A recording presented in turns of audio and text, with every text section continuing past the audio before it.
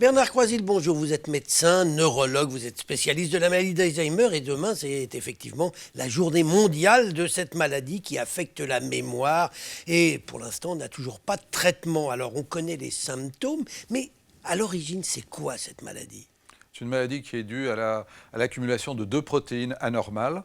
Et ces protéines vont désorganiser, du fait de la topographie de ces anomalies, va désorganiser certains circuits neuronaux impliqués soit dans ce qu'on appelle la cognition, donc mémoire, concentration, langage, soit les comportements. Et ça explique un peu la richesse sémiologique, c'est-à-dire la variété des signes de ces patients, que présentent ces patients, avec en premier, bien sûr, l'atteinte de la mémoire récente, c'est-à-dire la difficulté à se rappeler ce qu'on a dit ou ce qu'on a fait quelques minutes auparavant. Dites-moi, si j'ai oublié l'endroit où j'ai mis mes clés ce matin, ou l'étage où j'ai garé ma voiture, est-ce qu'il faut que je vienne tout de suite consulter ? Est-ce que ce sont les premiers signes de la maladie ? Non, là, ce sont plutôt des phénomènes attentionnels, parce que ce sont des gestes un peu répétés, un peu automatiques, et c'est vrai que votre cerveau ne considère pas que c'est très important de les mémoriser. En revanche, il faudrait s'inquiéter si vous me posiez 10 fois la même question. Alors je vais vous reposer la question. Sérieusement, Bernard Croisil, il n'existe pas de traitement. Si, il existe des traitements qui sont des traitements symptomatiques, qui ont été malheureusement déremboursés, mais ce sont des traitements qui ne guérissent pas la maladie, comme les traitements de la maladie de Parkinson, par exemple. Mais ces traitements vont avoir un effet parachute. Ils vont ralentir l'évolution de la maladie, ils vont empêcher l'apparition de certains symptômes, ils vont supprimer les hallucinations, mais ne guériront pas la maladie. Ce que l'on recherche actuellement, c'est des traitements qui vont bloquer le processus biologique de la maladie. Est-ce qu'on pense qu'on va y arriver ? C'est un petit peu difficile d'être très optimiste parce qu'il y a déjà eu 192 échecs de molécules, des traitements à base d'anticorps le plus souvent, parce qu'on essaye d'attaquer par des anticorps ce processus biologique de la maladie d'Alzheimer.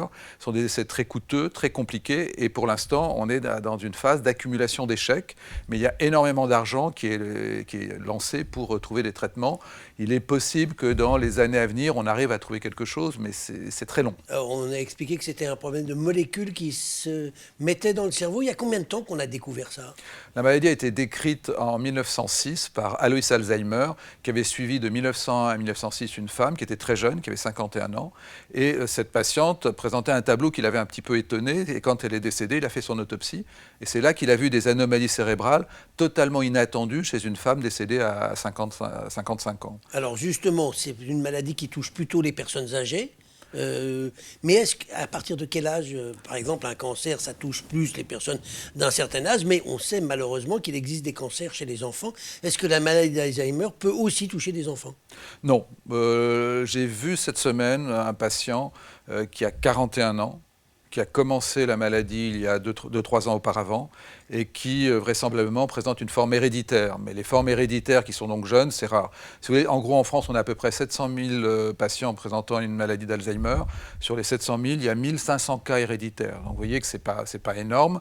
Le plus souvent, la maladie d'Alzheimer, c'est après 65 ans. On a à peu près 3% des cas avant 65 ans et tout le reste, donc 97% des cas, c'est après 65 ans. Donc ça touche plutôt des personnes âgées. Alors, on cherche des médicaments, des molécules. Pour l'instant, on n'a pas trouvé. J'imagine qu'on cherche et qu'on trouvera peut-être un jour. Est-ce qu'on peut trouver un vaccin aussi ? Alors, c'est ce qu'on essaie justement de trouver par l'apport d'anticorps. Mais ce n'est pas vraiment un vaccin, puisque le vaccin, par définition, c'est préventif. Donc là, on essaye d'avoir des immunothérapies qui sont curatives. Avoir un vaccin contre la maladie d'Alzheimer, je ne crois pas que ce soit à l'ordre du jour. On n'y arrivera pas. Bon, vous avez parlé de médicaments déremboursés. Pourquoi on a déremboursé ces médicaments ? Ça coûtait trop cher ? Alors, le coût de ces médicaments, le coût mensuel, actuellement, c'est entre 20 à 60 euros par mois. C'est pas très cher. C'est pas très cher, mais ce sont beaucoup de patients. Donc, ça représentait à une époque 90 millions d'euros. Après, il y a beaucoup de personnes qui se sont insurgées contre ces traitements parce qu'ils disaient qu'ils étaient dangereux et inefficaces. Inefficaces, c'est pas vrai, parce qu'on a quand même des dizaines d'études qui ont montré une efficacité, mais on aurait voulu avoir une efficacité supplémentaire. Ensuite, en termes de dangerosité, comme tout médicament, il y a des précautions à avoir. Il peut y avoir des nausées, des vomissements chez 15% des patients. Et puis, il faut faire attention chez certains patients cardiaques. Mais nous, en tant que médecins, quand on fait bien notre travail, on prescrit à bon escient. Et vous avez aujourd'hui plus de femmes que d'hommes malades. On a l'impression qu'il y a plus de femmes. Pourquoi ? Il y a plus de femmes. Est-ce qu'on sait pourquoi ?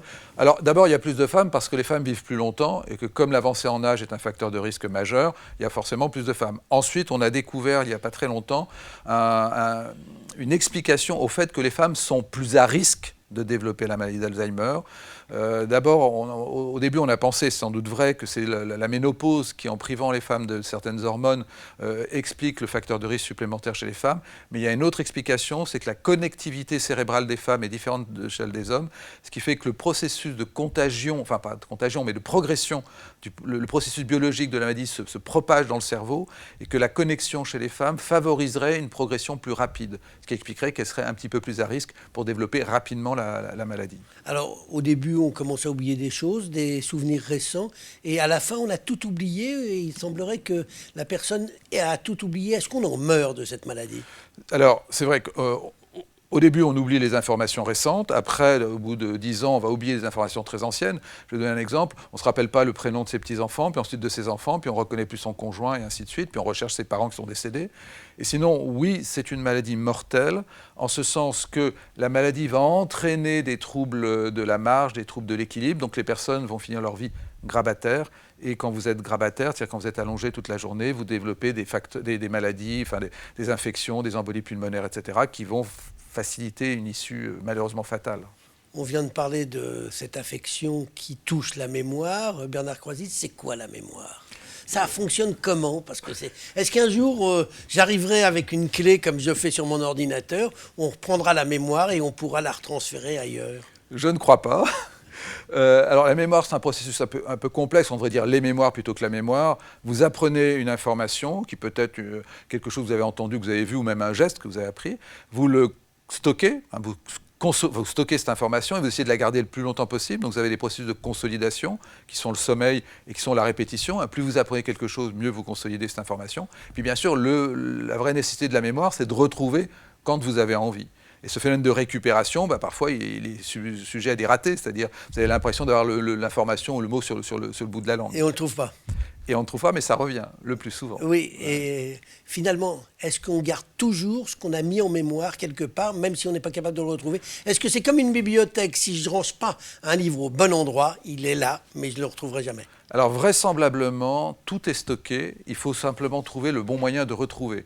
Ensuite, un souvenir, ce n'est pas un livre qu'on range dans une bibliothèque, c'est un livre dont les pages sont dispersées dans le cerveau, et quand vous voulez vous rappeler quelque chose, vous ne retrouvez pas un livre, vous reconstituez le livre. Bon, c'est très compliqué. Ce qui compte, c'est qu'on essaye de soigner le mieux possible cette maladie ô combien grave, puisque malheureusement pour l'instant, on n'a pas encore de traitement efficace. Bernard Croisil, je vous remercie. Merci à vous.